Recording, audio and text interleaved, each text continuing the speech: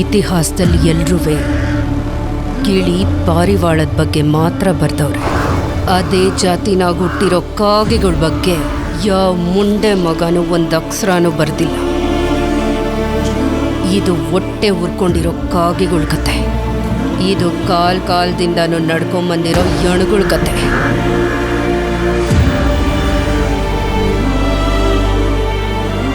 ತಾಯಿ ಎದೆಯಾಗ ಹಾಲಿಲ್ಲ ಅಂತ ರಕ್ತ ಕುಡಿದು ಬೆಳೆದಿರೋ ಒಂದು ಜಾತಿ ಕತೆ.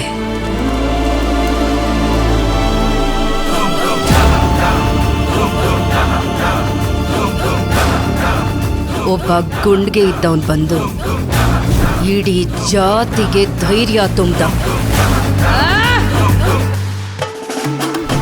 ಥೂ ಅನ್ನಿಸ್ಕೊತಿದ್ದ ಕಾಗೆಗಳು ಕೈನ ಕತ್ತಿ ಹಿಡ್ಕೊಂಡು ಇದು ಆ ಕಾಗೆಗಳನ್ನ ಒಟ್ಟಿಗೆ ಮಾಡ್ದ ಒಬ್ಬ ಸೂಳೆ ಮಗನ ಕತೆ.